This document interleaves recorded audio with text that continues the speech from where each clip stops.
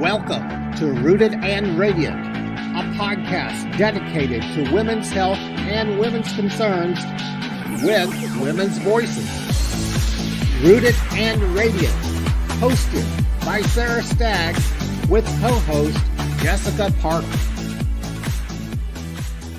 Hello and welcome to this edition of Rooted and Radiant. I am Sarah Stagg with Long Dog Yoga and Wellness, and this is Jessica Parker with Heaven Bound Earth Zone Coaching and Skincare. And together we are Rooted and Radiant. This week we want to talk about self-discipline.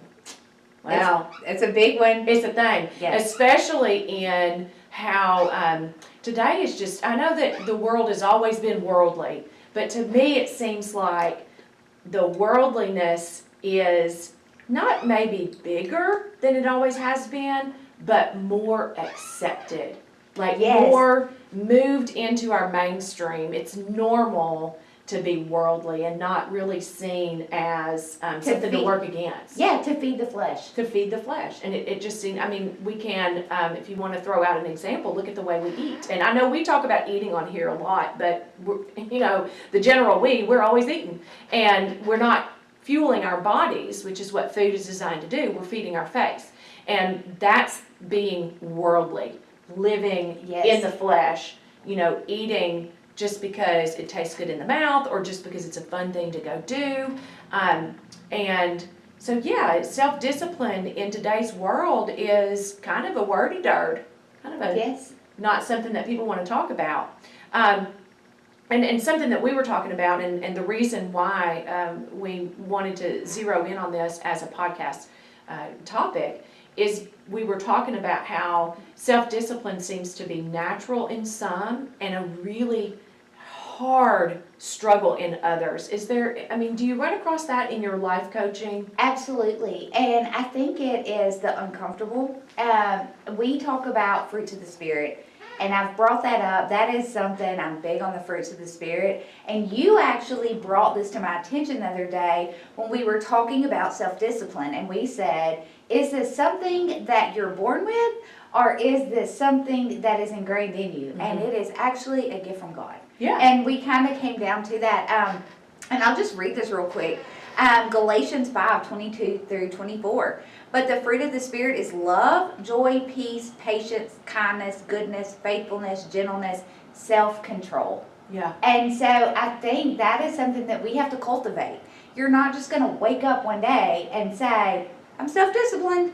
It's something we have to work on. Mm-hmm. And it's something that we have to ask for. Mm-hmm. And if you ask, you will receive, but you're going to put work in it. Mm-hmm. And I think that W word, work, is something nobody likes to be uncomfortable. Mm-hmm. And something that just is true. I mean, it's real cutesy to say life hack, to learn this life hack, but it seems like people want a life hack for everything and not do the work. And you're just going to have to eventually do the work. And then that work is such it's just not looked at as something enjoyable or even something that needs to be done anymore. Yes. I mean, work is kind of fading out of our toolbox. We want to sit back and have someone else do the work for us, or we want to look at, and this is going to be a little taboo, but look at the fitness world. We have weight loss surgeries and weight loss shots now, and you're not doing the work anymore. You're letting something else do the work for you, and it's really not working for you. It's working against your body. Yes. Some of those weight loss shots, if you do the research on them, they're eating muscle. Well, guess what your heart is? It's a muscle, and you're doing that weight loss shot. And I get it. I get it that it's frustrating. There's so much information being thrown at us about how you lose weight. But something we were just talking about before we hit record on this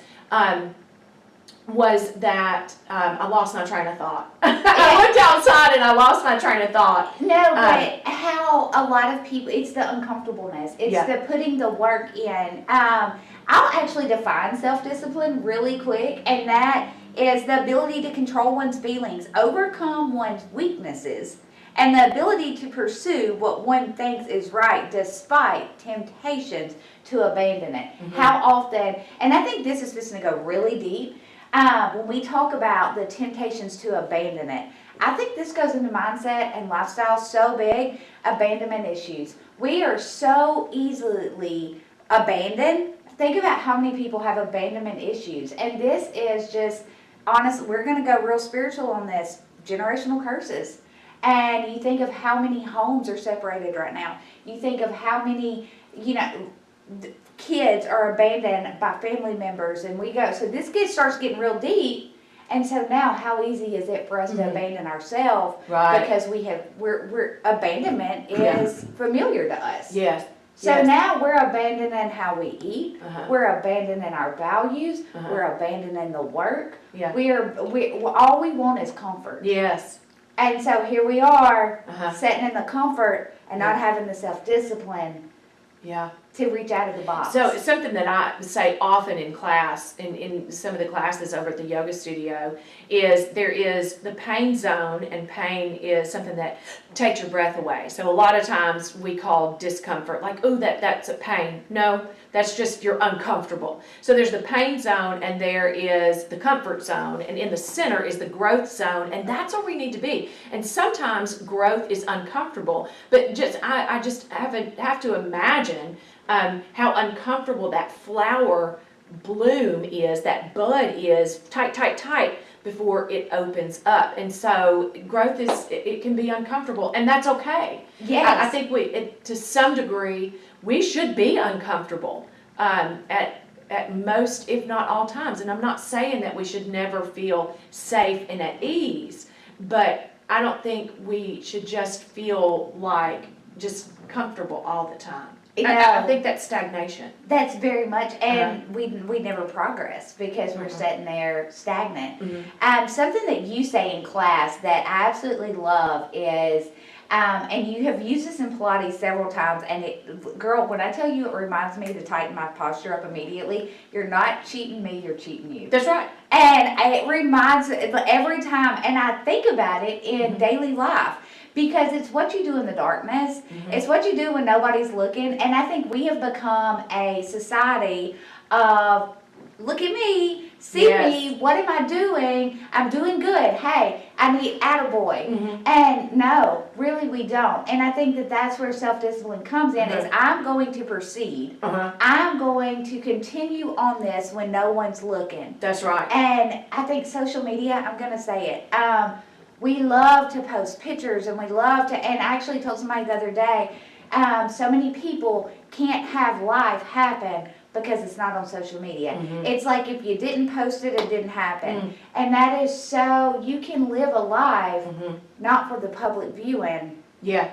And it be beautiful. Oh, yes. And so I think self-discipline is really, what are you doing when no one's looking? Are you still that person? Are you still after the same thing?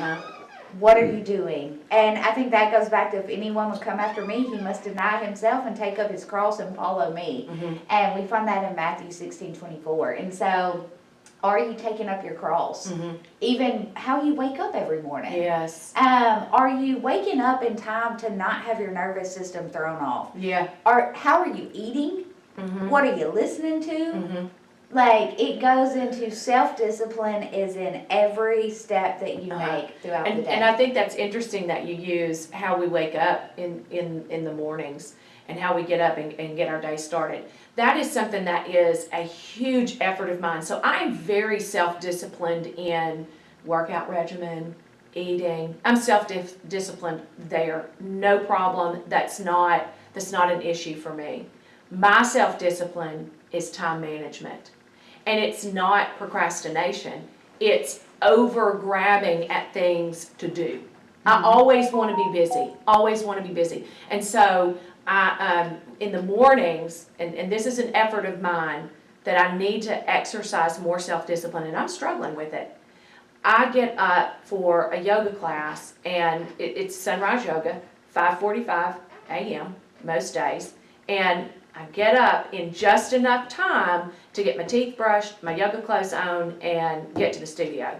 And what I should be doing is letting the alarm go off and me stretch around and get the body even ready to get out of bed. And I don't think that's happening I know it's not happening in my life, and I think that maybe that's not even, we look at, I think today we think of self-discipline and it's all about working out, eating, I want more self-discipline there. And then all these other rings of self-discipline where we could use self-discipline in our life, we're ignoring. I need to treat my body better by letting it, by inviting movement slowly to the body before I get up. Yes. And instead what I'm doing is forcing my body into action. Get up, go turn that alarm off, get your teeth brushed, get your clothes on, get out the door. And I should wake up an hour earlier even, and that puts me in the 4 a.m. But if I want to treat my body as good as I can, then I need the self-discipline to go ahead and have that alarm go off and stretch my way into the day, and slowly get up. And it's not about, I'm in my 50s and I'm sore and stiff in the morning. I'm not. I'm not sore and stiff because I do yoga. There's a shameless little plug in for that. It's not about your age. Our kids should be trained to just wake up slowly, get into the day slowly, take care of your vessel by allowing it to wake up before you hit the grind. And I hate that term, the grind. Yes. I don't like that. When what you said that about children, I'm a parent, so I'm gonna speak on it for a second. Self-discipline and like you said, in our children waking up. I see so many children have a dysregulated nervous system because the parent is not a disciplined enough parent. And I think that is so biblical to me. Our babies are our gifts. And so I see so many parents, they're not waking up the hour early, to make sure that they are okay. They've prayed over their home, they've prayed over that baby. But instead they're running in there yelling at this, get up, get up, get up, we have to go. And now the kids woke up like this. And then down to, are you self-disciplined enough to fuel their little vessel? Think about if you overload this kid, and this is gonna be those taboo topics. Nobody wants to hear this. No, so you overload this kid with donuts in the morning, or either dairy and sugary cereal. Yeah, no. And then you send them out here to be still, and now they can't be still.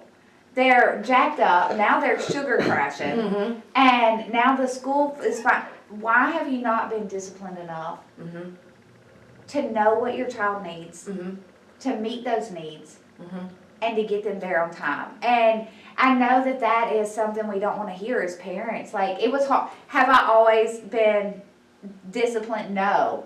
But it was something I finally had to, honestly, it was a wake-up call when they told me that my child was having issues in school. And so follow through with that. If it's not good to give cereal and milk, my gosh, we've been doing cereal since what, the 1920s, 1950s, something like that? I don't know. Somebody Google that. When did cereal come up as a healthy way of eating? And it's just not. No. So let's follow that. Let's just walk all the way down that path. What should we be feeding our kids in the morning before school? Honestly, protein, eggs. Okay, say they don't like eggs. We can even go as far as they have my favorite is, it's like, I think it's made by Tom's. It's a protein bagel. You've got a little bit of carbs. You have the protein. You can follow that up and you can put turkey on that. I'm not a big pork person. And I want to say this. I'm not a pork person because, and that has zero biblical standpoint behind it. Do you know, pigs are the only thing that doesn't sweat? And so you are literally consuming all the toxins in that meat. I'm big. Okay, do I love bacon? You're ruining bacon for me. Don't do it. I know, I love bacon. I do. I'm not going to sit here and say I don't eat bacon. Right. But I limit the amount of pork that I eat. So I don't overload that lymphatic system with the toxins. So, but we can even, you say at the same time, yogurt. Yogurt is amazing in the morning. Yogurt and fruit. You're hydrated. You have the protein. There are so many different things in yogurt. And I think yogurt gets a bad name because it used to be chalky. We have came so far. The yogurt game has stepped up.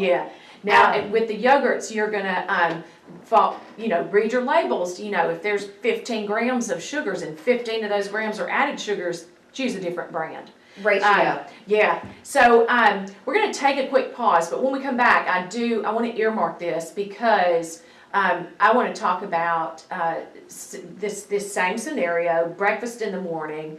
What if your child is picky eater and won't eat all that? And we're going to talk about that when we come back, but here is a word from our sponsor. If you fell in the yard and felt something jar, call Hill Chiropractic. She's fantastic. If you sneeze and feel a crack, can't stand up, oh, my back. Call Dr. Hill. You'll be thrilled. If you've been in a wreck, now you can't turn your neck. Can Dr. Hill come up with a plan? Hill, yeah, she can. Hill Chiropractic, changing lives, one spine at a time. Okay, we're back and we are talking about self-discipline. And before the break, we were talking about breakfast for your child, being self-disciplined in what you're feeding your child and getting them ready for school. And so we were talking about cereal and sugar and milk, and we're crashing at school, and now we've got discipline problems in school, like behavior discipline problems in school. And so I posed the question, what do we do, parents, in the morning when our kids are picky eaters? How do we exercise self-discipline as a parent in that area? So I'm going to go really deep here. Is this child a picky eater because they are addicted to processed foods and sugars? Or is this child seriously a picky eater because a texture issue? My daughter is a texture person. I'm just going to go on and tell you, she ain't eating a sandwich. It is something about the bread and the meat together. She doesn't like it. So I know that I'm not going to feed her a sandwich, right? But however, as a young child, I fed her fast food. It was drive through the drive-through. I was a nurse. We lived on the road for a long time. I was not the self-disciplined parent I should have been. So now was it easy saying, no, these are your choices. You've got to figure out something. And a lot of it was getting her body detox from wanting the processed food, and it's not easy. Okay, God disciplines us, and it's not fun. And so when we look at him as our father, now he's given us the example of how to raise these children. It's not fun all the time, Mama. Yeah. Sometimes you're going to have to just say, I'm sorry, but this is how it is. Yeah. And thank God the times that he has told me, sorry, no, this is how it is. And Absolutely, thank God. yes, if he would have given me what I was throwing a fit for, oh, good gracious. Where would we be today? I don't even want to think about it. Yes, and so I'm going to say this, denying our flesh. Is this a desire or a need? Is your kid desiring the sugar, or does your kid need the sugar? Like, what do we really, do we need to fuel, or do we need to feed? And I think that goes even deeper. Something that, when we were talking about this podcast, I dove deep this morning. And so I'm going to go to Philippians 4:19 real quick. And this is going to open it really broad. And my God will meet all your needs according to the riches and glory in Jesus Christ. So it says needs. And so I think that we get our desires ahead of our needs. Yes. Because it also says delight yourself in the Lord. Yeah. And he will give you all the desires of your heart. So if we do what we need to do, your desires are met. Yeah, and in a world of instant gratification, sit in your need. It's not gonna, if you are trying to quit drinking Cokes and you just feel this, I've gotta have a Coke, I've gotta have a Coke. Don't get up and go get that Coke. Sit and think about, okay, what is it about that Coke that I really, really like and really, really, really want? Why do I feel like I need this Coke? Or you get it because of the caffeine in it and you're tired, so you want the caffeine, so you get a little lift. Sit in your need, dissect it, understand it. And I'm not even saying don't get up and go get that Coke. I mean, I am saying that, but I'm not, just sit in your need for a moment. Chances are you're gonna lose interest in getting up and getting that Coke once you understand why you are wanting it. Yes. So self-discipline, a lot of it is understanding yourself, understanding why you're wanting these things or to do this action or whatever it is. Yes, I said the other day, and actually it was in a spin class, and if y'all are not coming to spin, Sarah has them in the afternoon, at lunch. It's amazing. So you said something, and we were having a conversation during cool down, and I said, I know me well enough to know that if I don't scratch this itch a little bit right now, I know how bad my decisions can get. And so, no, self-awareness, and I'll go on and tell y'all what it was. I was craving something out of my norm, which is I didn't want fuel. I wanted something satisfying. And it's okay to have your desires. Yeah, I need to fuel my body, but every now and then I want something good. So we have lovely she-brews over here. And I got the turkey, I think it's the turkey shake-up. Yeah. It had avocado, turkey, tomato, had some bacon on it. Yeah. And Which was different than your norm. You said, I can't eat another salad. I do not want another salad. yes, I was like, I just didn't want a salad. I wanted something a little bit more just like meat in it. Yeah. And so I go get that because had I drove to Hamburg that night and I hadn't scratched this, I had not given in just a little bit and made a better choice, I said I was going to be calling the gas station because if you live here, you know we have gas station or Sonic in Hamburg. And I said I'm going to eat a greasy cheeseburger tonight because that need, that desire is going to override the need of something healthy. Well, and that puts me in the mind of if we're just trying to have more self-discipline than we have all at once. And like if you look at self-discipline as a bank account, some of us approach this task, this whatever that we want to get rid of or do better at or whatever, and we're writing a check we can't cash. And so to use an example that a few episodes ago of this podcast, she brought up naked Cheetos. We were talking about baby steps, becoming more well and eating better with baby steps. If you really love Cheetos and you want to eat better, choose the naked Cheetos first. Don't go all the way to the produce section and get raw vegetables for your satisfying crunch. Because chances are you're going to do that for maybe a week, week and a half, maybe 2 weeks tops, and you're going to burn out. So Cheeto lover, go to naked Cheetos. Once that you've exercised the ability to say no to the Cheetos and just getting the naked Cheetos, now jump to veggie straws. Those are those chips that are made of vegetables. They're still processed. I still don't recommend those, but they're better than naked Cheetos. And now you're pretty consistently getting the veggie straws and getting away from naked Cheetos and Cheetos. Now it's time to exercise that self-discipline and go to the produce section and get yourself some cucumbers, some carrot sticks, celery, get that satisfying crunch from something that is healthy. We are in self-discipline writing checks that we can't cash, and so we just give up. And then that takes us back to not only square one, but before square one even. And square one's not a good place to be if you've started a journey. You don't want to get back to where you started and then even before that. No, and I see that, and I teach confidence so much in my coaching classes, and I tell everybody, don't start out at the extreme because you're going to kill your confidence. That's right. And so just your confidence as a human is established between the ages of 7 and 14. That's your baseline. And every time you fail, you will go back to that spot until we heal the root. Now, I'm not going to get deep into that because I feel like that is super, we are going to go back to childhood. But she will if you call her for life coaching. I will. So when we think about that baseline of self-confidence, so what happens is, like you said, you're like, I'm going to be self-disciplined. And I'm fixing to run out here and I'm fixing to go all the way to the extreme. Yeah. And now you fail and you're back at square one. Yes. And now you're starting over and we're never getting anywhere.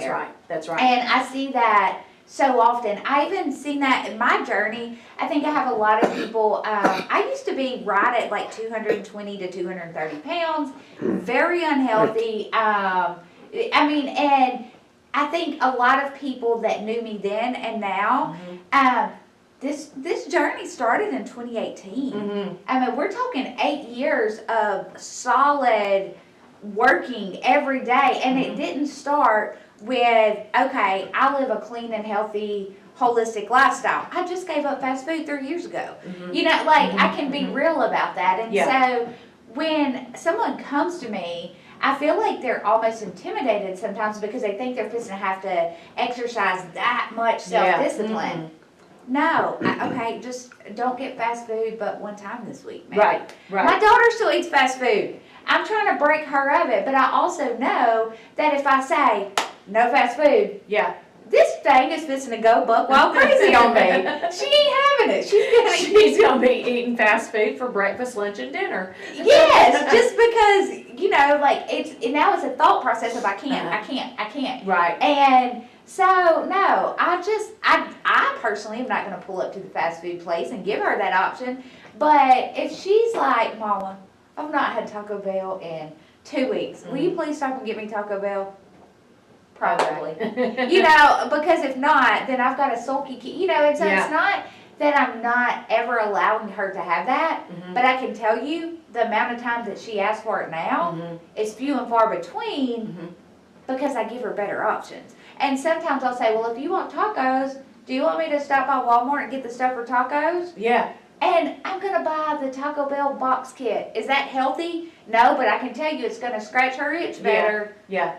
And just, you know, staying with that real world example, you can do ground turkey or ground chicken with the spices and the taco shells, and that's better than even ground beef tacos at home. You know, there's always ways to move deeper into that wellness lifestyle. Yes, and it's a lifestyle. You get the rest of your life to master this.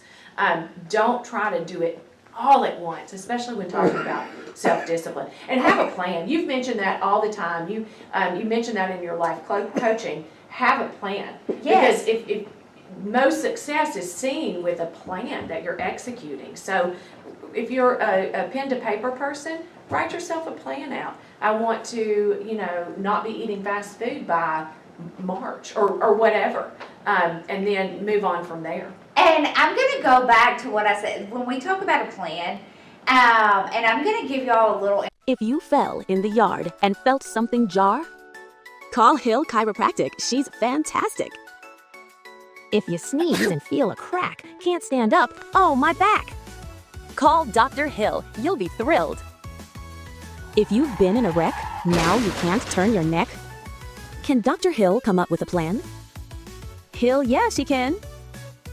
Hill Chiropractic, changing lives, one spine at a time.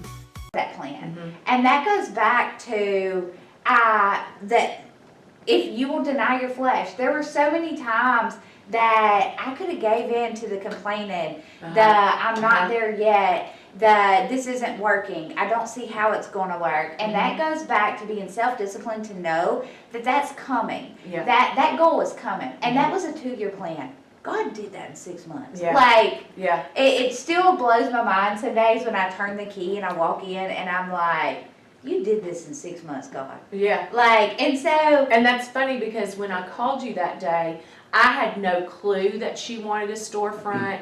I didn't know whether you wanted a home business or not. It was just put on me. Let me call her and see if and I didn't even think it all the way through. Just do you want a storefront? That's as far as I went. So writing down a plan. Look at what that did. Yes, and God will send in, I will say this all the time, like reminders. Sarah reminds me so much to stay disciplined, just in coming to the studio, in spin class. And I know I keep bringing this up, but it is that important. Like, I don't think that people realize when you are on that path and you are on that plan. And I'll go back to, I wrote this down, if you are doing what needs to be done first, He transforms your desires to match His, ensuring they are beneficial and aligned with His purpose.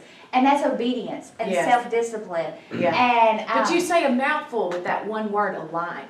If you're aligning your purpose with His, you're already going to be more successful in whatever you do. And so how do we align? How do we align with God? Yeah, so honestly, it's the plan. And it is knowing what the fruit of the Spirit is. It's knowing He doesn't call for us to be lazy. He doesn't. He actually says that laziness will get you knowing where to sow your seed in fertile soil. That goes back to Matthew chapter 13. So it is aligning yourself with His Word. It's knowing His Word 1st.